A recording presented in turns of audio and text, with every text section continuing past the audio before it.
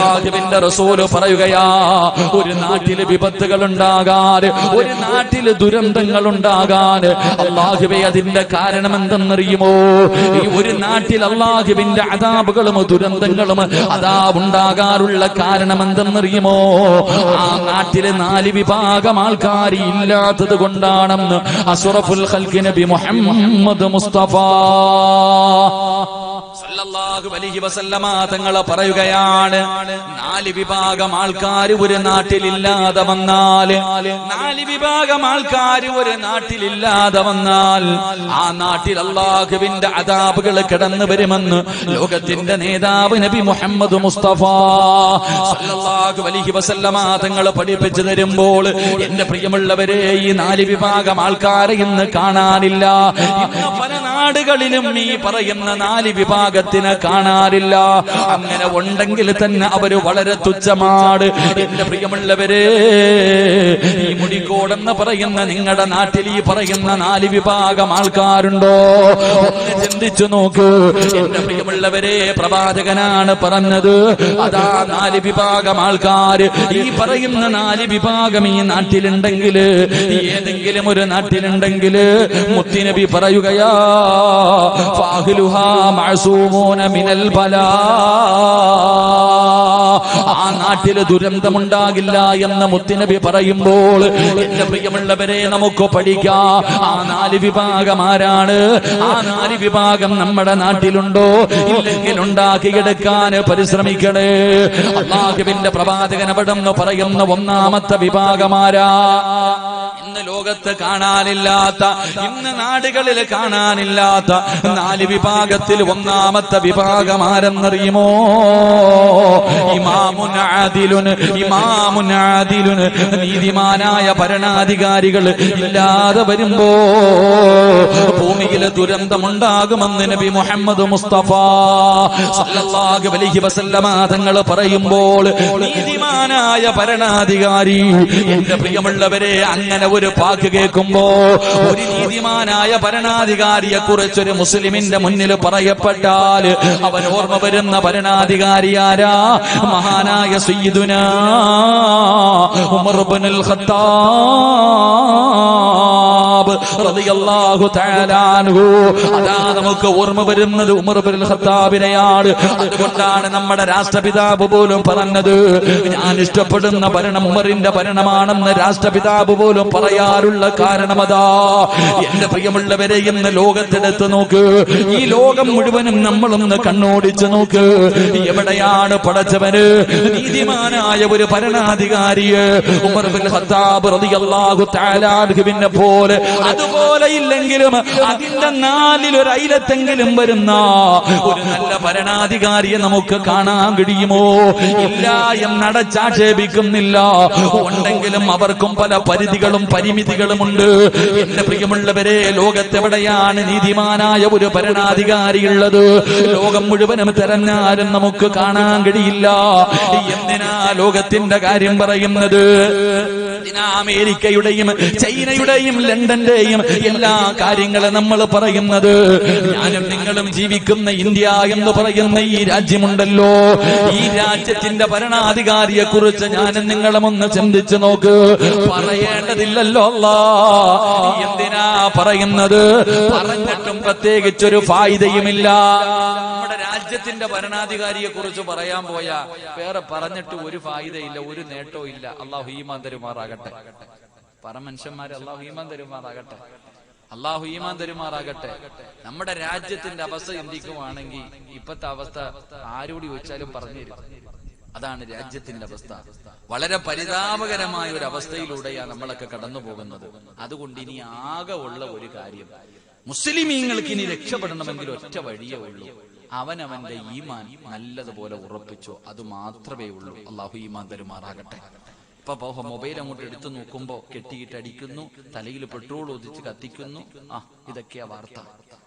മൊബൈലൊക്കെ എടുത്ത് നോക്കുമ്പോ പടച്ചവനെ അവിടെ ജീവനോടെ കത്തിക്കുന്നു, മരത്തി കെട്ടിക്കിട്ട് തല്ലിക്കൊല്ലുന്നു, പട്ടി. ഇതൊന്നും അല്ല മനുഷ്യന്മാരെ, നിങ്ങൾ എന്തോ വിചാരിച്ച്? ഇതൊക്കെ സാമ്പിളാ, ഇതൊക്കെ സാമ്പിളാ. ഇതൊക്കെ ഇനി ഇതിനേക്കാളും 10 ഇരട്ടി വരാൻ പോവുക. നമ്മളെന്തോ വിചാരിച്ച്? ഇതൊക്കെ ഇതൊരു തുടക്കവാ. ഇതൊക്കെ വെറും ഒരു സാമ്പിളാണ് സഹോദര. ഇനി വരാൻ പോകുന്നതേ ഉള്ളൂ വെടിക്കെട്ടുകൾ. ഇനി വെടിക്കെട്ടുകൾ. അല്ലാഹ് ചോദിച്ചത് എന്തെന്നറിയോ? അം ഹസിബുതും അൻ തദ്ഖുലുൽ ജന്ന, സ്വർഗ്ഗം നിനക്ക് ഓസിന് കിട്ടുമെന്ന് കരുതിയോ? അല്ലാഹ് ചോദിച്ചതാ. അള്ളാഹു ചോദിക്കുകയുടെ ഓസിന് കയറി പോകാൻ പറ്റുന്ന സ്വർഗം, ഓസിന് കയറി പോകാൻ പറ്റുന്ന സ്ഥലമല്ല. ബിലാൽ തങ്ങളുടെ ചരിത്രം പറയും, കഴുത്തിൽ കയറ് കെട്ടികെട്ട് വലിച്ചിടച്ചുകൊണ്ട് നടന്നു, കരിമ്പാറയെടുത്ത് നെഞ്ചത്ത് വെച്ചിട്ട് ചാട്ടവാറ കൊണ്ട് തല്ലിച്ചതച്ചു, പഴിപ്പിച്ച കമ്പി ശരീരത്തിൽ കുത്തിയിറക്കി പച്ച ഇറച്ചി വലിച്ചൂരിയെടുത്തു. ഈ ചരിത്രമൊക്കെ പറഞ്ഞു കേട്ടവരല്ലേ? എന്റെ പ്രിയമുള്ളവരെ, ഇതുപോലൊക്കെ അനുഭവിച്ചാലേ സ്വർഗത്തിൽ പോകാൻ പറ്റൂ. അള്ളാഹു ഈമാൻ തരുമാറാകട്ടെ. ആ കാലവാ ഇനി വരാൻ പോകുന്നത്. ഇതിൽ മാറ്റമൊന്നും വരണ്ട, ഇതിൽ മാറ്റമൊന്നും വരാൻ പോകുന്നില്ല. എന്റെ പ്രിയമുള്ളവരെ, വെറുതെയല്ല, ഇതിനേക്കാളും വലിയ ഒരു കാലഘട്ടം വരും. ഇതിനേക്കാളും ഓടും ജീവനം കൊണ്ട് കടന്ന് പരക്കം പായുന്ന ഒരു കാലം വരും. അപ്പോഴേ എന്റെ പ്രിയമുള്ളവരെ ഇമാം മഹ്ദിയൊക്കെ വരികയുള്ളൂ. അള്ളാഹു ഈമാൻ തരുമാറാകട്ടെ. അപ്പൊ ഞാൻ അങ്ങോട്ട് കിടക്കുന്നില്ല, മോഡി സാറിനെ കുറിച്ച് ഞാനൊന്നും പറയുന്നില്ല. രാജ്യത്തിന്റെ ഒരു നല്ല ഭരണാധികാരി ഉണ്ടോ എന്ന് ചോദിച്ചാൽ അവിടെ പോകട്ടെ. ഇനി സംസ്ഥാനങ്ങളിലേക്കൊക്കെ വാ, അവിടൊക്കെ പോകട്ടെ, ഞാനൊന്നും കിടക്കുന്നില്ല. എന്റെ പ്രിയമുള്ളവരെ, നമ്മൾ എന്തിനാണ് ലോകത്തിന്റെ കാര്യം പറയുന്നത്? ലോകത്തൊരു നല്ല ഭരണാധികാരിയെ കാണാൻ കഴിയില്ല, രാജ്യത്തിലേക്ക് കടന്നു വന്നാൽ കാണാൻ കഴിയില്ല. എന്തിനാണ് പടച്ചവനെ? മുസ്ലിമീങ്ങളുടെ കാര്യങ്ങൾ മുഴുവനും തീരുമാനിക്കുന്ന ഒരു സ്ഥലമാണ് അള്ളാഹുവിന്റെ പള്ളി. അള്ളാഹുവിന്റെ പള്ളിയാണ് മുസ്ലിമീങ്ങളുടെ മുഴുവനും കാര്യങ്ങൾ തീരുമാനിക്കുന്ന സ്ഥലം. അവിടെയാണല്ലോ പടച്ചവനെ എല്ലാ കാര്യങ്ങളും തീരുമാനിക്കുന്നത്. ആ പള്ളിക്കകത്ത് നടക്കുന്ന ഭരണം കണ്ടിട്ടുണ്ടോ? അല്ലാഹുവിന്റെ പള്ളിക്കകത്ത് പോലെ പടച്ചവന് നീതിമാനായ ഒരു ഭരണാധികാരിയെ കാണാത്ത കാലവാ. അല്ലാഹുവിന്റെ പള്ളിക്കകത്ത് പോലും പടച്ചവനെ എന്ന് പള്ളിയുടെ പരിപാലനമൊക്കെ മാറി. പണ്ടൊക്കെ പള്ളി പരിപാലനമാണെന്ന് പറയുന്നത്, അങ്ങനെ എന്നാൽ ഇന്ന് പള്ളി പരിപാലനം മാറി, ഇന്ന് പള്ളി ഭരണമായല്ലോ. അല്ലാഹുവിന്റെ പള്ളിയിൽ പടച്ചവനെ പ്രസിഡന്റ് ആകാ, സെക്രട്ടറി ആകാ. പടച്ചവനെ അല്ലാഹുവേ വഖഫ് സ്വത്തെടുത്തിട്ട് ഇലക്ഷൻ നടത്തുന്ന കാലമാണ്. പടച്ചവനെ അതാ വോട്ട് പിടിച്ചിട്ട് വിജയിക്കുന്നതിന് വേണ്ടി ഏത് വളഞ്ഞ വഴിയിലൂടെ സഞ്ചരിച്ച് പണം കൊടുത്തിട്ടാണെങ്കിലും പള്ളിയുടെ അധികാരം പിടിക്കുന്ന കാലമാ. അല്ലാഹുവിന്റെ പള്ളിയുടെ അധികാരത്തിന് വേണ്ടി പടച്ചറബിന്റെ ഭവനത്തിന്റെ അകത്ത് കിടന്ന് കത്തിക്കുത്തെടുക്കുന്ന കാലമാണ്, തമ്മിലടിക്കുന്ന കാലമാ. എന്റെ പ്രിയമുള്ള സഹോദരാ, ഇന്ന് അവിടെയും നീതിമാനെ കാണാനില്ല. ഇത് പറയുമ്പോ പലർക്കും പടച്ചവനെ അതങ്ങോട്ട് നല്ലതുപോലെ കൊള്ളുകയാണ്. പലർക്കും ഇഷ്ടപ്പെടണമെന്നില്ല. പക്ഷേ പറയേണ്ടത് പറയണമല്ലോ. എന്റെ പ്രിയമുള്ളവരെ, ഇന്ന് അള്ളാഹുവിന്റെ പള്ളിയിൽ എവിടെയാ പരിപാലനം നടക്കുന്നത്? അത് ഭരണമായല്ലോ. ഈ നാട്ടിലെ പള്ളി പരിപാലന കമ്മിറ്റിയോട്, ഈ മഹല്ലിന്റെ ഭാരവാഹികളോട് എനിക്ക് പറയാനുള്ളത്, എന്റെ പ്രിയമുള്ള സഹോദരാ, അല്ലാഹുവിന്റെ പള്ളികൾ മുഴുവനും സ്വർഗ്ഗത്തിലാ. അല്ലാഹുവിന്റെ പള്ളികൾ മുഴുവനും സ്വർഗ്ഗത്തിലാ. ആ പള്ളി 5 വിഭാഗം ആൾക്കാരെ സ്വർഗ്ഗത്തിൽ കൊണ്ടുപോകുമെന്ന് ആദരവായ പ്രവാചകൻ നബി മുഹമ്മദ് മുസ്തഫ സല്ലല്ലാഹു അലൈഹി വസല്ലമ തങ്ങൾ പറയുമ്പോൾ നീ നല്ലതുപോലെ ഒന്ന് ചിന്തിച്ചു നോക്ക്. നിനക്ക് അല്ലാഹുവിന്റെ പള്ളിക്കകത്തിരുന്ന് സ്വർഗ്ഗത്തിൽ പോകാനുള്ള ഭാഗ്യമുണ്ടോ?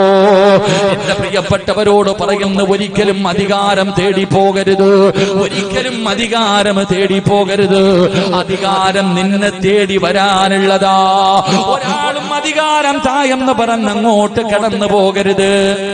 ഉസ്താദ് അവർക്ക് ഒന്നാമത് സുഖമില്ല. അൽഹംദുലില്ലാഹ്, അല്ലാഹു ആഫിയത്തും ദീർഘായുസ്സും കൊടുത്ത് അനുഗ്രഹിക്കുമാറാകട്ടെ. അവരുടെ കൈ പിടിച്ചിട്ട് ബുദ്ധിമുട്ടിക്കരുത്, എല്ലാവരും ഇരിക്കും ഇൻഷാ അല്ലാഹ്. എന്റെ പ്രിയമുള്ള സഹോദരങ്ങളെ, അള്ളാഹുവിന്റെ പള്ളിക്കകത്തിന് ഏത് പള്ളിയിലാ പരിപാലനം നടക്കുന്നത്? ഭരണസമിതിയാ. ഇലക്ഷൻ നടത്തിയിട്ട് ഇവിടെ അങ്ങനെയൊക്കെ ആയിരിക്കില്ല ഉസ്താദ്? എല്ലായിടത്തും അങ്ങനെയൊക്കെ തന്നെ. അള്ളാന്റെ പള്ളിക്കകത്ത് വഖഫ് സ്വത്ത് നിങ്ങളൊന്ന് ആലോചിക്കേ. ഓരോ പള്ളിയിലൊക്കെ മത്സരിക്കുന്നത് കണ്ടാ പടച്ചോനെ, നിയമസഭയെ പോലും ഇത്രയും പേര് മത്സരിക്കൂല. അതുപോലെ എന്നാ എന്റെ പ്രിയപ്പെട്ടവരെ, ഒരിക്കലും അധികാരം തേടി പോകരുത്. അധികാരം എന്ന് പറയുന്നത് തേടി പോകാനുള്ളതല്ല, തേടി വരാനുള്ളതാണ്. ഒരാള് അധികാരം തേടിപ്പോയാൽ അവന് ദുനിയാവിൽ 3 ശിക്ഷ കിട്ടും. ഒരാളെ അധികാരം തേടി വന്നാൽ അവന് ദുനിയാവിൽ 4 അനുഗ്രഹം ഉണ്ടാകുമെന്ന് നബി മുഹമ്മദ് മുസ്തഫ. നബി മുഹമ്മദ് മുസ്തഫ പള്ളിയുടെ പ്രസിഡന്റ് അതാ പണ്ടുള്ള ആൾക്കാരുടെ വീട്ടിൽ പോയിട്ട് പറയും, പള്ളിയുടെ പ്രസിഡന്റ് ആകും, അള്ളാണ് എനിക്ക് വയ്യ, വേറെ ആരെങ്കിലും പോയി. അങ്ങോട്ട് നാട്ടുകാർ മുഴുവനും പോയി വീട്ടിൽ പോയിട്ട് നിങ്ങൾ പ്രസിഡന്റ് ആവും, എനിക്ക് വയ്യ. ഇന്നോ ഇങ്ങോട്ട് വന്നിട്ട് ആളെ കൂട്ടിയിട്ട് പറയും എനിക്ക് ആകണം, എനിക്ക് കൂട്ടിക്കണത് അവസ്ഥ. എന്റെ പ്രിയമുള്ള സഹോദരങ്ങളെ, ഞാൻ പറഞ്ഞു വന്നത്, അള്ളാഹുവിന്റെ പള്ളിക്കകത്ത് പോലും ഇന്ന് നല്ല രീതിയിലുള്ള പരിപാലനം നടക്കുന്നില്ല. അത് പോകട്ടെ, എന്തിനാ പള്ളിയുടെ ഒക്കെ കാര്യം പറയണേ? നമ്മുടെ വീട്, നമ്മൾ ഓരോരുത്തരും താമസിക്കുന്ന നമ്മുടെ വീട്. എന്റെ പ്രിയമുള്ളവരെ, നമ്മുടെ വീടിന്റെ അകത്തെങ്കിലും ഒരു നല്ല ഭരണം നടക്കുന്നുണ്ടോ? അല്ലാഹുവേ, ഈ സദസ്സിലിരിക്കുന്ന ആണുങ്ങൾ മുഴുവനും ഒരു ഭരണാധികാരിയാണ്. ഏത് ഭരണാധികാരി? ലോകത്തിന്റെ എല്ലാ, രാജ്യത്തിന്റെ എല്ലാ, സംസ്ഥാനത്തിന്റെ എല്ലാ, എന്റെ പ്രിയമുള്ളവരെ, പഞ്ചായത്തിന്റെ എല്ലാ, വാർഡിന്റെ എല്ലാ, നിങ്ങൾ എവിടത്തെ ഭരണാധികാരി എന്നറിയോ? നിന്റെ വീടിന്റെ അകത്തെ ഭരണാധികാരിയാ. നീയാണ് നിന്റെ വീട്ടിലെ ഭരണാധികാരി. മഹാനായ നബി മുഹമ്മദ് മുസ്തഫ സല്ലല്ലാഹു അലൈഹി വസല്ലമ തങ്ങൾ പറയുകയാ, അല്ലാഹുവിന്റെ പ്രവാചകൻ അവിടെന്ന് പറയുകയാണ്, മുത്തുനബി പറയുന്നു, സഹാബാ ഇത്തഖുല്ലാഹ ഫിൻ നിസാ. അല്ലാഹുവിന്റെ പ്രവാചകൻ അവിടെന്ന് പറയുന്നു, നിന്റെ ഭാര്യയുണ്ടല്ലോ, നിന്റെ മക്കളുണ്ടല്ലോ, നിങ്ങളുടെ ഭാര്യമാരും നിങ്ങളുടെ മക്കളും അല്ലാഹു അത് നിങ്ങൾക്ക് ഏൽപ്പിച്ചിരിക്കുന്ന അമാനത്താണ്. നാളെ പടച്ചവൻ അതിനെക്കുറിച്ച് നിങ്ങളോട് ചോദിക്കുമെന്ന് അല്ലാഹുവിന്റെ പ്രവാചകൻ അവിടെന്ന് പറയുമ്പോൾ, ഈ സദസ്സിലിരിക്കുന്ന മാതാപിതാക്കളോട് നെഞ്ചത്തെ കൈവച്ചിട്ട് ചിന്തിക്കുവാപ്പാ, നീ ഒരു നീതിമാനായ ഭരണാധികാരിയാണോ? ഒരു മാതൃകയുള്ള വാപ്പയാണോ? അല്ലാഹുവിന്റെ റസൂല് പറഞ്ഞു, സഹാബത്തെ, ഒരു ദുആ ചെയ്യുന്നവന് സ്വർഗമുണ്ട്, ഒരു ദുആ ചെയ്യുന്നവന് സ്വർഗത്തിൽ ഒരു കൊട്ടാരമുണ്ട്. ഏത് ദുആ ചെയ്യുന്നവനെന്നറിയുമോ? റബ്ബനാ ഹബ് ലനാ മിൻ അസ്വാജിനാ വദുർരിയാതിനാ ഖുർറത അയ്യുനിൻ വജഅൽനാ ലിൽമുത്തഖീന ഇമാമാ. പടച്ചവനെ, ഇങ്ങനെ ദുആ ചെയ്യുന്നവന് സ്വർഗത്തിൽ ഒരു കൊട്ടാരമുണ്ടെന്ന് മുത്തുനബി വെറുതെ പറഞ്ഞതല്ല. എന്റെ പ്രിയമുള്ളവരെ, എന്തേ ദുആ ചെയ്യുന്നത്? അല്ലാഹുമ്മ റബ്ബനാ ഹബ് ലനാ മിൻ അസ്വാജിനാ. പടച്ചവനെ, നിന്നെ ഭയന്ന് ജീവിക്കുന്ന ഒരു സാലിഹത്തായ ഭാര്യ എനിക്ക് തരണേ തമ്പുരാന്, എനിക്കൊരു നല്ല ഭർത്താവിനെ തരണേ തമ്പുരാന്. എന്നിട്ട് പറയുകയാണ്, അല്ലാഹുവേ, എന്റെ കണ്ണിന് കുളിർമയുള്ള സാലിഹായ സന്താനങ്ങൾ, ദുനിയാവിനും ആഖിറത്തിനും ഉപകരിക്കുന്ന മക്കള്, മയ്യത്ത് നമസ്കരിക്കാൻ അറിയുന്ന, മയ്യത്ത് കുളിപ്പിക്കാൻ അറിയുന്ന, എന്റെ കബറിന്റെ ചാരത്ത് വന്നിരുന്ന് ഖത്തമോദിയിട്ട് പൊട്ടിക്കരഞ്ഞ പടച്ചറപ്പിനോട് എന്റെ മാതാപിതാക്കൾക്ക് പുറത്തു കൊടുക്കണേ എന്ന് ആത്മാർത്ഥമായ ഇഖ്ലാസോടുകൂടി ദുആ ചെയ്യുന്ന സാലിഹായ സന്താനങ്ങള് എനിക്ക് തരണേ അല്ലാ. മൂന്നാമത് പറയുന്നത് എന്തെന്നറിയോ? ലിൽ മുത്തഖീന ഇമാമാ. മറന്നു പോകരുത് വാപ്പാ, ലിൽ മുത്തഖീന ഇമാമാ. അല്ലാഹുവേ, എന്റെ ഭാര്യയുണ്ടല്ലോ, എന്റെ മക്കളുണ്ടല്ലോ, ഇവർക്ക് മാതൃകയാകുന്ന ഒരു വാപ്പയാകണേ. ഇവർക്ക് ഇമാമത്ത് നിൽക്കാൻ അർഹതയുള്ള ലിൽ മുത്തഖീന ഇമാമാ. പടച്ചവനെ, ഇവർക്ക് ഇമാമത്ത് നിൽക്കാൻ അർഹതയുള്ള ഒരു വാപ്പയായി എന്നെ നീ മാറ്റിത്തരണേ എന്ന് പടച്ചറപ്പിനോട് ദുആ ചെയ്യുന്ന ഉപ്പമാരോട് നിങ്ങൾ നെഞ്ചത്തെ കൈവച്ചിട്ടൊന്ന് ചിന്തിക്ക്. നീ പടച്ചവനെ മാതൃകയുള്ള ഒരു വാപ്പയാണോ? നീ മാതൃകയുള്ള ഒരു ഉമ്മയാണോ? നിന്നെ കണ്ട് നിന്റെ ഭാര്യയും മക്കളും പഠിച്ച സ്വർഗത്തിൽ പോകുമോ? എന്റെ പ്രിയമുള്ളവരെ, അല്ലാഹുവിന്റെ പ്രവാചകൻ അവിടെന്ന് പറയുകയാ, അല്ലാഹുവിന്റെ റസൂൽ അവിടെന്ന് പറഞ്ഞു തരികയാണ്, ഈ സദസ്സിലിരിക്കുന്ന മാതാപിതാക്കളോട് നിങ്ങളൊരു മാതൃകാപരനായ ഒരു വാപ്പയാണോ? എന്റെ പ്രിയമുള്ളവരെ, ചരിത്രത്തിൽ കാണാം, മഹാനായ അബൂ വായിൽ റളിയല്ലാഹു തആല അൻഹു, അബൂ വായിൽ റളിയല്ലാഹു തആല അൻഹു ഒരിക്കൽ സുബഹി നമസ്കാരം കഴിഞ്ഞ് ഇബ്നു മസ്ഊദ് റളിയല്ലാഹു തആല അൻഹുവിന്റെ വീട്ടിലേക്ക് കടന്നു പോവുകയാ. അതാ അബൂ വായിൽ എന്ന് പറയുന്ന സ്വഹാബി, തന്റെ കൂടെയുള്ള സഹാബികള് എല്ലാവരും ഇബ്നു മസ്ഊദ് റളിയല്ലാഹു തആല അൻഹുവിന്റെ വീട്ടിലേക്ക് കടന്നിരുന്നു. സുബഹി നമസ്കാരം കഴിഞ്ഞാണ് പോകുന്നത്. വീടിന്റെ മുന്നിൽ നിന്ന് സലാം പറഞ്ഞു. ഇബ്നു മസ്ഊദ് തങ്ങളുടെ വീടിന്റെ അകത്താണ്. അവിടെ നിന്ന് പറഞ്ഞു, സ്വഹാബാ, കേറിയിരിക്കു സഹാബ. ഇബ്നു മസ്ഊദ് തങ്ങളുടെ വീടിന്റെ അകത്ത് നിന്ന് മറുപടി പറഞ്ഞു. പക്ഷേ സ്വഹാബത്ത് കേറുന്നില്ല, സഹാബികൾ കേറുന്നില്ല. എല്ലാവരും വീടിന്റെ വെളിയിൽ നിൽക്കുകയാണ്. ആ സമയത്ത് പടച്ചവനെ കേറാതെ വന്നപ്പോ ഇതിന്റെ അകത്ത് ജോലി ചെയ്യുന്ന ഖാദിമായ പെണ്ണുണ്ടല്ലോ, ഫഖറജത്തിൽ ജാരിയ, വീട്ടിലെ വേലക്കാരിയായ പെണ്ണ് ചോദിക്കുന്നു, എന്തേ?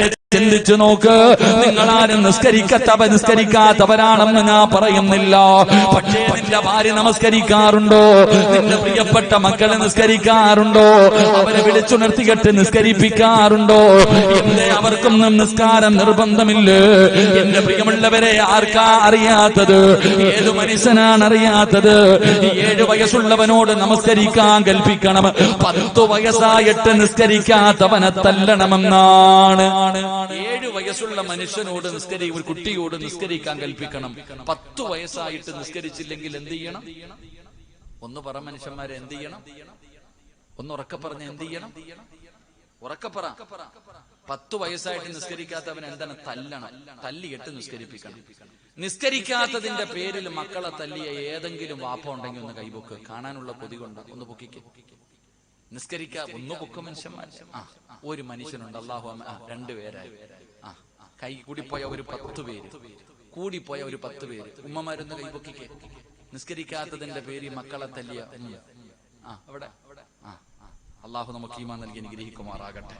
ഇതാ നമ്മള്, നീ പറഞ്ഞ നിന്റെ മോൻ കേൾക്കാതെ. എന്റെ പ്രിയമുള്ളവരെ, അള്ളാഹിക്ക് അറിയാം. അതുകൊണ്ടാണ് ഇബ്രാഹിം നബി അലൈഹി സ്വലാം തന്റെ മകൻ ഇസ്മായിൽ നബി അലൈഹി സ്വലാമിന്റെ കഴുത്തിൽ കത്തി വെച്ച് അറുത്തിട്ട് മുറിയാൻ നമ്മളെ കുറിച്ച് അറിയണോണ്ടാ, നമ്മളെ കുറിച്ച് അറിയുന്നത് കൊണ്ടാ. കാരണം എന്തേ? നിസ്കരിക്കാത്തതിന്റെ പേരിൽ മക്കളെ തല്ലാൻ മനസ്സില്ലാത്ത ഞാനും നിങ്ങളുമാണ് എന്ത് ചെയ്യുന്നത്? എന്റെ പ്രിയമുള്ളവരെ, മക്കളെ അറുത്തു കൊടുക്കാൻ തയ്യാറാകുന്നത്. അള്ളാഹു ഈമാൻ നൽകുമാറാകട്ടെ, അള്ളാഹു ഈമാൻ നൽകുമാറാകട്ടെ. മഹാനായി നബി മുഹമ്മദ് മുസ്തഫ, മഹാനായി നബി മുഹമ്മദ് മുസ്തഫ സല്ലല്ലാഹു അലൈഹി വസല്ലമ ദുആ ചെയ്തു, അല്ലാഹുവേ, ഒരു വാപ്പയ്ക്ക് നീ ബർക്കത്ത് ചെയ്യണേ തമ്പുരാനെ. അല്ലാഹു ആ വാപ്പമാരിൽ എന്നെയും നിങ്ങളെയും പെടുത്തുമാറാകട്ടെ. ആര് ദുആ ചെയ്തു? നബി സല്ലല്ലാഹു അലൈഹി വസല്ലമ തങ്ങൾ 1400 വർഷങ്ങൾക്ക് മുമ്പ് ദുആ ചെയ്തു, അല്ലാഹ്, ഒരു വാപ്പയ്ക്ക് നീ പടച്ചവനെ നീ ബർക്കത്ത് ചെയ്യണം. മുത്തുനബി ദുആ ചെയ്തു. ഏത് വാപ്പയ്ക്കാന്നറിയോ? തന്റെ മക്കളെ തല്ലി നേരെയാക്കാൻ, തന്റെ മക്കളെ അദബ് പഠിപ്പിക്കാൻ വീട്ടിൽ ഒരു വടി വെട്ടി വെച്ചിരിക്കുന്ന വാപ്പയ്ക്കാണ് മുത്തുനബി ദുആ ചെയ്തത്. അല്ലാഹു നമുക്ക് ഈമാൻ തരുമാറാകട്ടെ. ഏത് വാപ്പയ്ക്ക്? തന്റെ മക്കളെ നന്നാക്കുന്നതിന് വേണ്ടി, നിസ്കരിക്കാത്തവനെ തല്ലി നിസ്കരിപ്പിക്കാൻ, പറഞ്ഞാൽ അനുസരിക്കാത്തവനെ തല്ലാൻ വേണ്ടി വീട്ടിൽ ഒരു വടി വെട്ടി വെച്ചിട്ടുള്ള വാപ്പമാര്. അല്ലാഹു ഈമാൻ തരുമാറാകട്ടെ. നിങ്ങളുടെ ആരുടെയെങ്കിലും വീട്ടിൽ വടി വെട്ടി വെച്ചിട്ടുണ്ടെങ്കിൽ ഒന്ന് കൈപൊക്കിക്ക്. മക്കളെ തല്ലാൻ വീട്ടിൽ വടി വെട്ടി വെച്ചിട്ടുള്ളവര് സുലൈമാക്ക, നിങ്ങളും ഇല്ലപ്പ? എന്റെ പ്രിയമുള്ളവരെ, പണ്ട് വീടിന്റെ അകത്ത് കിടന്ന് ബഹളം വെക്കുമ്പോ ഉമ്മ ചോദിക്കും, അലമാരിയുടെ മൂളി ഇരിക്കുന്നത് കണ്ടോടാ സിറാജെ? കണ്ടുമ്മ. കാരണം എന്തേ? തല്ലാനുള്ള വടി, തല്ലാനുള്ള വടി. അതുകൊണ്ട് എന്റെ സഹോദര, നിനക്ക് ബർക്കത്ത് വേണോ? നീ പൈസ കൊടുത്തു വാങ്ങണ്ട. കാരണം അത് ചെലവഴിക്കാൻ നിനക്ക് വലിയ മടിയാ. നിന്റെ പറമ്പിൽ നിന്ന് ഒരു ഈർക്കലെങ്കിലും ഒടിച്ച് വീടിന്റെ അകത്ത് പോയി. അല്ലാഹു ബർക്കത്ത് ചെയ്യുമാറാകട്ടെ. ഇടയ്ക്കിടയ്ക്ക് ഉപദേശിക്കണം. തന്റെ പൊന്നാര മക്കളെ വിളിച്ചിട്ട് നസീഹത്ത് കൊടുക്കണം, അവർക്ക് നന്മ പറഞ്ഞു കൊടുക്കണം. നീയല്ലേ അത് പറഞ്ഞു കൊടുക്കേണ്ടത്?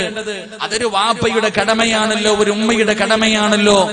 എന്റെ പ്രിയമുള്ളവരെ, ഉസ്താദന്മാര് പറഞ്ഞു കൊടുക്കട്ടെ എന്നല്ല, ഒരു വാപ്പയാണ് തന്റെ പൊന്നാര മക്കളെ ഉപദേശിക്കാൻ ഏറ്റവും കൂടുതൽ അർഹതയുള്ളത്. നിങ്ങളിൽ ആരാ ഉപദേശിക്കുന്നത്? എന്റെ പ്രിയമുള്ളവരെ, മഹാനായ സഅദ് ഇബ്നു അബീ വഖാസ് റളിയല്ലാഹു തആല അൻഹു, വാപ്പാ, നിങ്ങൾ എങ്ങനെയാണ്? നിങ്ങൾ ആ സഹാബിയെ പോലെയാകണം, നിങ്ങൾ ആ സ്വഹാബിയെ പോലെയാകണം. മഹാനായ സഅദ് ഇബ്നു അബീ വഖാസ് റളിയല്ലാഹു തആല അൻഹു തന്റെ പ്രിയപ്പെട്ട പൊന്നാര മകനെ അടുത്ത് വിളിച്ചിട്ട് പറയുന്നു, യാ ബുനയ്യ, പൊന്നുമോനെ, തൽഖാ അഹദൻ ഹുവ അൻസഹു ലക മിന്നി. അവിടെന്ന് പറഞ്ഞു കൊടുക്കുന്നു, വാപ്പ തന്റെ പൊന്നാര മകനെ ഉപദേശിക്കാൻ പോവുകയാണ്. തന്റെ പൊന്നാര മകനെ അടുത്ത് വിളിച്ചിരുത്തിയിട്ട് സഅദ് ഇബ്നു അബീ വഖാസ് റളിയല്ലാഹു തആല അൻഹു പറഞ്ഞു കൊടുത്ത ഒന്നാമത്തെ ഉപദേശം എന്തെന്നറിയുമോ? എന്റെ ഉമ്മമാരെ നല്ലതുപോലെ പഠിച്ചോ. മക്കളുള്ള ഉമ്മമാരെ, എന്റെ പ്രിയപ്പെട്ട പെങ്ങന്മാര് നല്ലതുപോലെ പഠിക്കേണ്ട ഉപദേശമാ. നിന്റെ നിന്റെ ജീവിതത്തിൽ ഇന്ന് വരെ നീ ഇതുപോലെ ഉപദേശിച്ചിട്ടുണ്ടാകില്ല. സഅദ് ഇബ്നു അബീ വഖാസ് റളിയല്ലാഹു തആല അൻഹു തന്റെ പൊന്നുമകന് കൊടുത്തത് മൂന്ന് ഉപദേശമാണ്. ഒന്നാമത്തെ ഉപദേശം എന്തെന്നറിയുമോ? ഇദാ അറദ്ത അൻ തുസല്ലി ഫഹ്സിൻ ഉളൂഅക. തന്റെ പൊന്നാര മകനോട് പറഞ്ഞു കൊടുക്കുന്നു, മോനെ, എന്റെ പൊന്നുമകൻ നമസ്കരിക്കാൻ ഉദ്ദേശിച്ചാൽ നല്ലതുപോലെ ഉളുവെടുക്കണേ മോനെ. ഒരു വാപ്പ തന്റെ പൊന്നാര മകനോട് പറഞ്ഞു കൊടുത്ത ഒന്നാമത്തെ കാര്യം, എന്റെ പൊന്നുമകൻ 5 നേരം നിസ്കരിക്കാ തീരുമാനിച്ചാൽ നല്ലതുപോലെ ഉളുവെടുക്കണം, നല്ലതുപോലെ ഉളുവെടുക്കണം. എന്തിനാ അങ്ങനെ പറഞ്ഞതെന്നറിയോ? എന്തിനാണ് അങ്ങനെ പറഞ്ഞതെന്നറിയോ? മഹാനായ സഅദ് ഇബ്നു അബീ വഖാസ് റളിയല്ലാഹു തആല അൻഹു തന്റെ പൊന്നാര മകനോട് പറഞ്ഞു കൊടുക്കുന്നു, മോനെ, എന്തിനാണ് ഉളുവെടുക്കുന്നതെന്നറിയുമോ? എന്തിനാണ് ഉളുവെടുക്കുന്നതെന്നറിയോ? മോനെ, പടച്ച റബ്ബിനെ കാണാനാടാ. എന്തിനാണ് ഉളുവെടുക്കുന്നത്? ഈ പ്രപഞ്ചം മുഴുവനും അടക്കി ഭരിക്കുന്ന രാജാതിരാജനായ പടച്ച റബ്ബിനെ കാണാനാ. ഇന്ന് വരെ എനിക്കും നിങ്ങൾക്കും തോന്നിയിട്ടുണ്ടോ? മുടിയൊക്കെ നരച്ചു പോയ ബാപ്പാ, ഇന്ന് വരെ നിനക്ക് തോന്നിയിട്ടുണ്ടോ നീ ഉളുവെടുക്കുന്നത് അല്ലാഹനെ കാണാനാ എന്ന ഒരു ചിന്ത എനിക്കോ നിങ്ങൾക്കോ കടന്നു വന്നിട്ടുണ്ടോ? സഅദ് ഇബ്നു അബീ വഖാസ് തങ്ങൾ പറയുന്നു, മോനെ, ഉളുവെടുക്കുമ്പോ സൂക്ഷ്മതയോടുകൂടി വേണം ഉളുവെടുക്കാൻ. ഒരലസതയും കാണിക്കരുത്, ഒരലംഭാവവും കാണിക്കരുത്. കാരണം എന്തെന്നറിയുവോ? ഉളുവില്ലാതെ നമസ്കരിച്ചാൽ, ഉളുവില്ലാതെ പടച്ച റബ്ബിന്റെ മുന്നിൽ പോയാൽ, എന്റെ പ്രിയമുള്ളവരെ, ഉളുവിന്റെ മഹത്വം എന്താ? മഹാനായ സയ്യിദുനാ അബൂ ഹുറൈറ റളിയല്ലാഹു തആല അൻഹു പറയുകയാണ്, എന്റെ പ്രിയമുള്ളവരെ, ജീവിതത്തിൽ ഒരുപാട് പാപങ്ങൾ ചെയ്തവരാണ് ഞാനും നിങ്ങളും. എവിടെ കൊണ്ട് കഴുകിക്കളയാറാണ്? അല്ലാഹുവേ, സ്വർഗ്ഗത്തിൽ നിന്ന് കൊണ്ടുവന്ന ഹജറുൽ അസ്വദ് ചുംബിച്ചാൽ എല്ലാ പാവങ്ങളും പുറത്തു കളയുമെന്ന് മുത്തുനബി പറയുമ്പോ, പാപം പൊറുക്കാനുള്ള എളുപ്പവഴി പറഞ്ഞു തരട്ടെ, പാപം പൊറുക്കാനുള്ള എളുപ്പവഴി പറഞ്ഞു തരട്ടെ. ഏതെങ്കിലും ഒരു മനുഷ്യൻ യഥാ ഉളുവെടുക്കേണ്ട രീതിയിൽ ഉളുവിന്റെ മര്യാദയോടുകൂടി അതിന്റെ അദബോടുകൂടി ഏതെങ്കിലും ഒരു മനുഷ്യൻ ഉളുവെടുത്താൽ അവന്റെ പാപങ്ങൾ മുഴുവനും അല്ലാഹു പുറത്തു കൊടുക്കുമെന്ന് ആദരവായ പ്രവാചകൻ നബി മുഹമ്മദ് മുസ്തഫ സല്ലല്ലാഹു അലൈഹി വസല്ലമ തങ്ങൾ പറയുമ്പോൾ, ഒറ്റ ഉളുവ് കൊണ്ട് നിന്റെ ഉമ്മ പ്രസവിച്ചതുപോലെ പാപങ്ങൾ മുഴുവനും കഴുകിക്കളഞ്ഞിട്ട് അല്ലാഹുവിന്റെ പള്ളിക്കകത്തേക്ക് കടന്നു പോവുകയാണ്. മോനെ, ഉളുവില്ലാതെ നിസ്കരിക്കല്ലേടാ, ഉളുവില്ലാതെ നിസ്കരിക്കല്ലേ. ഓടി വന്ന് തോന്നുന്നത് പോലെ കൈകാലുകൾ ഹൗദിന്റെ അകത്തിട്ട് മുക്കയിട്ട് ചാടിക്കേറിയിട്ട് പടച്ച റബ്ബിന്റെ മുന്നിൽ ചെന്ന് നിന്നിട്ട് അല്ലാഹനെ കളിയാക്കിയാ അല്ല നിന്നെയും കളിയാക്കുമടാ പൊന്നുമോനെ. അതാ എപ്പോഴാണ് പടച്ച റബ്ബ് നിന്നെ കളിയാക്കുന്നതെന്നറിയോ? അതാ സക്കറാത്തിന്റെ അവസ്ഥയിൽ മരണത്തോട് മല്ലടിച്ചു കൊണ്ട് കിടക്കുമ്പോ നിന്റെ വീടിന്റെ അകത്ത് നിന്റെ കുടുംബക്കാരെ മുഴുവനും നിന്റെ ചാരത്ത് വന്ന് നിന്നിട്ട് അവിടെ നിന്ന് പറഞ്ഞു തരുന്നു, പറവുപ്പാല ഇലാഹ ഇല്ലല്ലാഹ്. നിന്റെ ചാരത്ത് വന്ന് എല്ലാവരും ലാ ഇലാഹ ഇല്ലല്ലാഹ് പറഞ്ഞു തരുന്നുണ്ട്. നീ കേൾക്കുന്നുണ്ട്, പറയാ നിനക്ക് ആഗ്രഹമുണ്ട്, പറയാ നിന്റെ നാവ് പൊക്കുമ്പോ മഅദല്ലാഹ് നിന്റെ നാവ് പൊങ്ങൂല. അല്ലാഹ് നിന്നെയും കളിയാക്കി കളയും ചെറുപ്പക്കാരാ. അതുകൊണ്ട് സഅദ് ഇബ്നു അബീ വഖാസ് റളിയല്ലാഹു തആല അൻഹു തന്റെ പൊന്നുമകനോട് പറയുകയാണ്, യൗമ ലാ ദില്ല ഇല്ലാ ദില്ലുഹു അൽ മുതവദ്ദിഉ ഫീ മഖാരിഹി. അവിടുന്ന് തന്റെ പൊന്നാര മകനോട് പറയുന്നു, ഏതു പ്രയാസത്തിന്റെ സമയത്ത്, ഏത് കൊടിയ തണുപ്പാകട്ടെ മോനെ, എത്ര പ്രയാസമുള്ള സമയത്തിലാണെങ്കിൽ പകരം എന്റെ പൊന്നുമകൻ നല്ലതുപോലെ ഉളുവെടുത്താൽ അള്ളാഹു തരുന്ന പ്രതിഫലം എന്തെന്നറിയോ?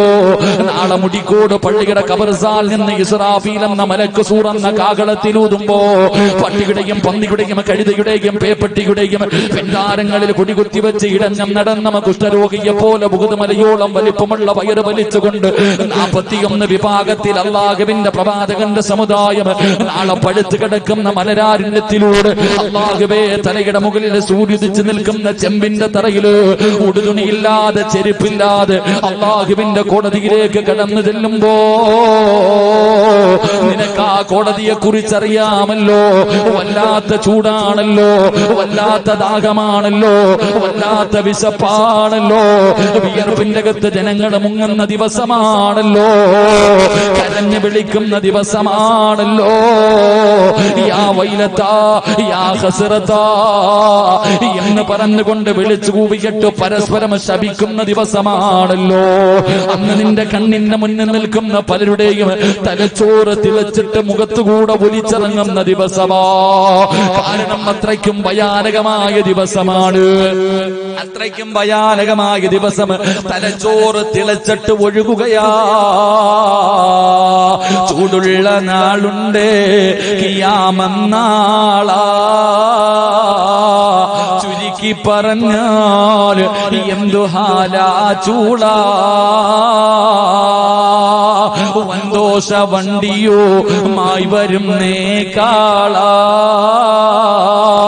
ക്ഷീണത്തിനാലൊലിക്കുന്നതാണേ സുഹൃത്തുക്കളെ തിളയ്ക്കുന്നതാണേ മൂള. അമലൊന്നുമില്ല അതങ്ങു ചെന്നാൽ കോള. തലച്ചോറ് തിളച്ചിട്ട് ഉരുകുന്ന ദിവസം അള്ളാഹുവിന്റെ അർശിന്റെ തണലല്ലാതെ മറ്റൊരു തണലില്ലാത്ത റബ്ബിന്റെ പരലോകമുണ്ടല്ലോ. ആ പരലോകത്ത് നേരെ ചൊവ്വ ഉളുവെടുത്ത ചെറുപ്പക്കാരാ ഇബ്നു അബ്ബാസ് തങ്ങള് മഹാനവറുകൾ അവിടെ നിന്ന് പറയുന്നു, പൊന്നുമോനെ അള്ളാഹുവിന്റെ അർശിന്റെ താഴ്ഭാഗത്ത്, പടച്ച റബ്ബിന്റെ അർശിന്റെ താഴ്ഭാഗത്ത് അള്ളാഹു നിനക്കൊരു സ്ഥാനം തരും മോനെ. അതുകൊണ്ട് എന്റെ പൊന്നാര മകനുണ്ടല്ലോ, ഉളുവെടുക്കുമ്പോ സൂക്ഷ്മതയോടുകൂടി വേണം ഉളുവെടുക്കാൻ. ഇല്ലെങ്കിൽ ഖസറ ദുനിയാ വൽ ആഖിറ. ദുനിയാവും ആഖിറവും നഷ്ടപ്പെട്ടു പോകും മോനെ. നിന്റെ ആഖിബത്ത് മോശമാകുമടാ. നീ നരകത്തിന്റെ അവകാശിയായി പോകുമടാ. ഒരു വാപ്പ തന്റെ പൊന്നാര മകന് കൊടുത്ത ഒന്നാമത്തെ ഉപദേശമാ. രണ്ടാമത്തതെന്തേ? അവിടെന്ന് പറയുന്നു, മോനെ സ്വല്ലി സ്വലാത്ത ലാ തറാ അന്നക തുസല്ലി ബഅദഹാ. എന്റെ പൊന്നാര മകൻ നമസ്കരിക്കാൻ ഉദ്ദേശിച്ചാൽ ഏതെങ്കിലും ഒരു വഖത്ത് നമസ്കരിക്കണമെന്ന് എന്റെ പൊന്നാര മകന് തോന്നിയാ എങ്ങനെ നിസ്കരിക്കണമെന്നറിയോ? എങ്ങനെ നമസ്കരിക്കണമെന്നറിയോ? ഇത് നിന്റെ ജീവിതത്തിലെ അവസാനത്തെ നിസ്കാരമാ. ഇത് നിന്റെ ജീവിതത്തിലെ അവസാനത്തെ നിസ്കാരമാണ് എന്ന് കരുതിയിട്ട് വേണം എന്റെ പൊന്നുമകൻ നമസ്കരിക്കാ. എന്റെ പ്രിയമുള്ളവരെ, നമുക്കിന്ന് കളിയാണ്, നമുക്കിന്ന് ചിരിയാണ്, നമസ്കാരത്തിലാണെന്നുള്ള ചിന്തയില്ല. അല്ലാഹുവേ, ഇമാമതാ പള്ളിയിൽ ഖുർആൻ ഓതുമ്പോ പുറകിൽ നിന്നിട്ട് മറ്റുള്ളവന്റെ ശരീരത്തിട്ട് തട്ടുന്നവരുണ്ട്, മൊബൈൽ എടുത്ത് വെച്ച് കളിക്കുന്നവരുണ്ട്. അല്ലാഹുവേ, ഒറ്റക്കാലിൽ നിന്ന് സർക്കസ് കളിക്കുന്ന ചെറുപ്പക്കാരാ, നമസ്കാരത്തിൽ നിന്ന് മുടി ചീകുന്ന ചെറുപ്പക്കാരാ. എടാ, നമസ്കാരത്തിന്റെ മഹത്വം നിനക്കറിയോ? നിനക്ക് തോന്നുന്നോ വെറുതെയാണെന്ന്? നമസ്കാരം നിനക്ക് കളിയാണെന്ന് തോന്നുന്നോ ചെറുപ്പക്കാരാ? എടാ, മുത്തുനബി പറഞ്ഞതെന്തെന്നറിയോ? ഒരു മനുഷ്യൻ നമസ്കാരത്തിലേക്ക് കൈകെട്ടി, ഒരു മനുഷ്യൻ നമസ്കരിക്കുന്നതിന് വേണ്ടി കൈകെട്ടി, എന്നിട്ട് നമസ്കാരം കടിഞ്ഞ് സലാം വീട്ടുമ്പോ സുബ്ഹാനല്ലാഹ് ഒന്നുകിൽ നീ സ്വർഗത്തിലാണ്, ഒന്നുകിൽ നീ സ്വർഗത്തിലാണ്, അല്ലെങ്കിൽ നീ നരകത്തിലാണെന്ന് നബി മുഹമ്മദ് മുസ്തഫ സല്ലല്ലാഹു അലൈഹി വസല്ലം. ഒരു വാപ്പ ആദ്യം പറഞ്ഞു, മോനെ ഒളുവെടുത്താൽ നല്ലതുപോലെ ഒളുവെടുക്കണം. കാരണം നല്ലതുപോലെ ഒളുവെടുത്തില്ലെങ്കിൽ ദുനിയാവും ആഖിറവും നഷ്ടപ്പെടും. അല്ല നിനക്കൊരു നല്ല മരണം തരൂല, നിനക്കല്ല ഒരു നല്ല മരണം തരൂല. മോനെ നല്ലതുപോലെ ഒളുവെടുത്താ നിന്റെ പാപം പൊറുക്കും. അള്ളാനെ കാണാനാണ് ഒളുവെടുക്കുന്നത്. മോനെ ഒളുവെടുത്താ നാളെ അർശിന്റെ താഴ്ഭാഗത്ത് അല്ലാഹു നിനക്കൊരു സ്ഥാനം തരും. രണ്ട്, നിസ്കരിക്കുമ്പോ എങ്ങനെ നിസ്കരിക്കണം? ജീവിതത്തിലെ അവസാനത്തെ നിസ്കാരമാണെന്ന് കരുതിയിട്ട് വേണം നിസ്കരിക്കാ മോനെ. കാരണം നമസ്കാരം കഴിഞ്ഞാൽ ഒന്നിയിൽ നീ സ്വർഗത്തില്, അല്ലെങ്കിൽ നീ നരകത്തില്. എല്ലാരും ചോദിക്കും, ഉസ്താദേ നിസ്കരിക്കുന്ന സമയത്ത് പഴയ കാര്യങ്ങൾ മുഴുവനും ഓർമ്മ വരുന്നല്ലോ, മറന്നുപോയ കാര്യങ്ങൾ ഓർമ്മ വരുന്നല്ലോ. ഇതെങ്ങനെയാണ് ഓർമ്മ വരുന്നത്? അറിയുവോടാ ചെറുപ്പക്കാരാ, നീ നമസ്കരിക്കുന്നതിന് വേണ്ടി കൈകെട്ടിക്കഴിഞ്ഞാൽ ഇടതുഭാഗത്ത് ഇബ്ലീസ് വന്ന് നിന്നിട്ട് എല്ലാം പറഞ്ഞു തരുമടാ. നീ മറന്നുപോയ കാര്യങ്ങൾ മുഴുവനും ഇബ്ലീസ് നിന്റെ ചെവിയിൽ പറഞ്ഞു തരുമ്പോ വലതുഭാഗത്തൊരു മലക്ക് നിൽക്കുന്നു. അതാ നിസ്കരിക്കുന്ന എന്നോട് പറയുന്നു, സിറാജ് നീ എവിടെയാണ് നിൽക്കുന്നതെന്നറിയോ? നീ എവിടെയാണ് നിൽക്കുന്നതെന്നറിയോ? എടാ പടച്ച റബ്ബിന്റെ മുന്നിലാടാ സിറാജ്. നീ അല്ലാഹനെ കാണുന്നില്ലെങ്കിലും അല്ല നിന്നെ കാണുന്നുണ്ടടാ. ഈ പ്രപഞ്ചം മുഴുവനും അടക്കി ഭരിക്കുന്ന രാജാതിരാജനായ മലിക്കുൽ ജബ്ബാറായ സർവാധിനാഥനായ സർവാധിപരനായ അല്ലാഹുവിന്റെ മുന്നിലാടാ നിൽക്കുന്നത്. ഇന്ന സ്വലാത്തി വനുസുകി വമഹയായ വമമാതി എന്ന് പടച്ചവനോട് കരാർ ചെയ്തവനാടാ സിറാജ്. ഇബ്ലീസ് പറയുന്നത് കേൾക്കല്ലേടാ. പടച്ചവനെ മലക്ക് ഉപദേശിക്കുകയാണ്, അങ്ങനെ നല്ലതുപോലെ നമസ്കരിച്ചിട്ട് സലാം വീട്ടുമ്പോ മലക്ക് കെട്ടിപ്പിടിച്ചിട്ട് പറയുകയാ, നീ സ്വർഗത്തിന്റെ അവകാശിയാ. നിന്റെ പേര് സ്വർഗത്തിന്റെ മുന്നിൽ എഴുതി വെച്ചിട്ടുണ്ട്. നീ സ്വർഗത്തിന്റെ അവകാശിയാണ്. മലക്കുകൾ കെട്ടിപ്പിടിച്ചിട്ട് പള്ളിയിൽ നിന്ന് യാത്രയാക്കുന്നു. എടാ ശൈത്താനിന്റെ കൂടെ കൂടിയവന് ഈ മലക്കു പറയുന്നു, എടാ നശിച്ചവര്, എടാ നഷ്ടവാളി, എടാ പരാജയപ്പെട്ടു പോയവര്, അള്ളാന്റെ സ്വർഗം നീ വലിച്ചെറിഞ്ഞല്ലോടാ, അല്ലാഹുവിന്റെ സ്വർഗം നീ വലിച്ചെറിഞ്ഞല്ലോടാ. നരകത്തിന്റെ മുന്നിൽ നിന്റെ പേരുണ്ടടാ. അടുത്ത വഖത്തിന് മുമ്പ് നീ മരിച്ചാൽ, തൗബ ചെയ്യാതെ മരണപ്പെട്ടു പോയാ നീ നരകത്തിന്റെ അവകാശിയാടാ എന്ന് മലക്ക് ശപിച്ചുകൊണ്ടാണ് ഇറക്കി വിടുന്നതെന്ന് മുത്തുനബി പറയുമ്പോ ഒരു വാപ്പ തന്റെ പൊന്നാര മകനോട് പറഞ്ഞു കൊടുത്തു, മോനെ ഈ നമസ്കാരം കഴിഞ്ഞാ നീ മരിച്ചു പോവുകയാ. ഇനി നിനക്ക് നമസ്കരിക്കാൻ സമയമില്ല, ഇനി നമസ്കരിക്കാൻ ഭാഗ്യമില്ല. അടുത്ത വഖത്തിന് നിന്റെ മയ്യത്താണ് നമസ്കരിക്കുന്നത്. ആ ചിന്തയോടുകൂടി വേണം എന്റെ പൊന്നുമകൻ നമസ്കരിക്കാ. മൂന്നാമത്തെ ഉപദേശം എന്തെന്നറിയോ? എന്റെ മാതാപിതാക്കളെ നല്ലതുപോലെ കേട്ടോ, എന്റെ മാതാപിതാക്കളെ നല്ലതുപോലെ കേട്ടോ. മൂന്നാമത്തെ ഉപദേശം എന്താ? വയ്യാക വത്തബഅ ഫഇന്നഹു ഫഖറൽ ഹാദിരീൻ. ഒരു വാപ്പ തന്റെ പൊന്നാര മകന് കൊടുത്ത മൂന്നാമത്തെ ഉപദേശം, മോനെ എന്റെ പൊന്നാര മകനുണ്ടല്ലോ, ഒരിക്കലും മറ്റുള്ളവന്റെ കയ്യിലിരിക്കുന്നത് ആഗ്രഹിക്കരുത്. മറ്റുള്ളവന്റെ കയ്യിലിരിക്കുന്നത് ഒരിക്കലും എന്റെ പൊന്നുമകൻ ആഗ്രഹിക്കരുത്. അത്യാഗ്രഹം പാടില്ല മോനെ.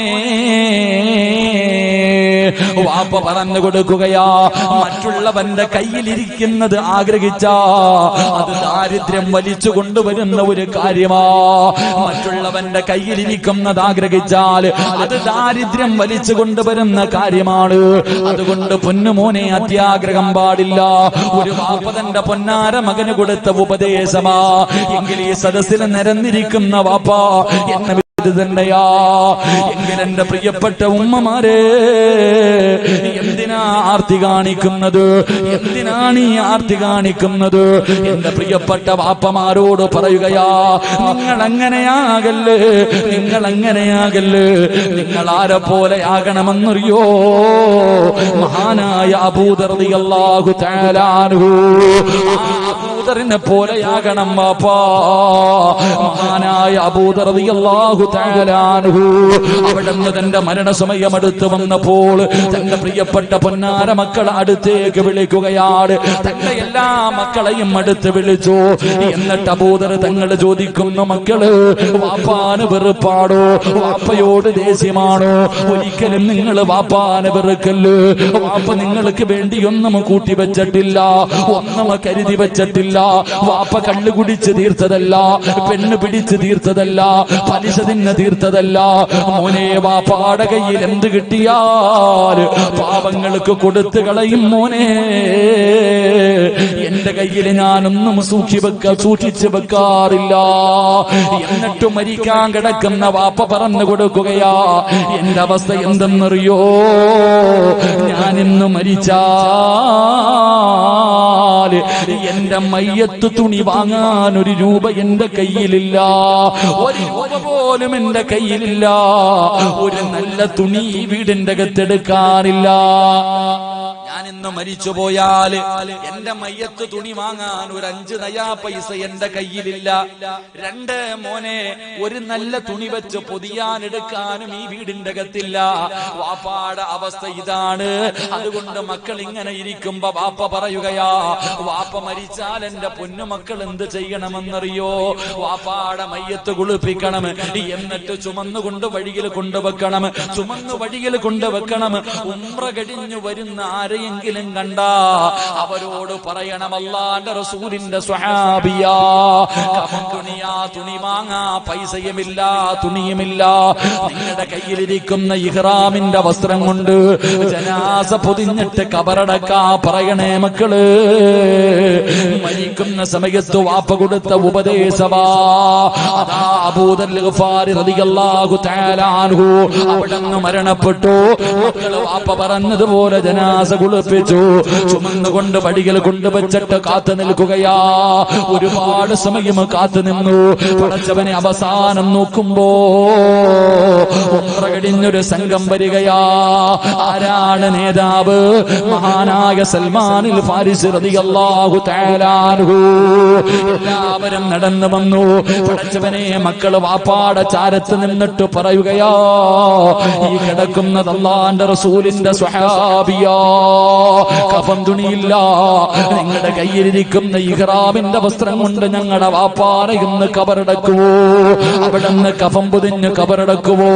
പൊന്നാര മക്കള് പറയുമ്പോ സൽമാൻ തങ്ങൾ അത്ഭുതമായി, പടച്ചവനെ, ആരാ അല്ലാഹ് കഫൻ തുണി പോലും വാങ്ങാ പൈസയില്ലാത്ത, ഒരു നല്ല തുണി പോലും എടുക്കാറില്ലാത്ത മുത്തുനബിയുടെ ഏത് സ്വഹാബിയാണ് മുഖത്തിട്ടിരിക്കുന്ന തുണി അങ്ങ് മാറ്റുമ്പോ സുബ്ഹാനല്ലാഹ്,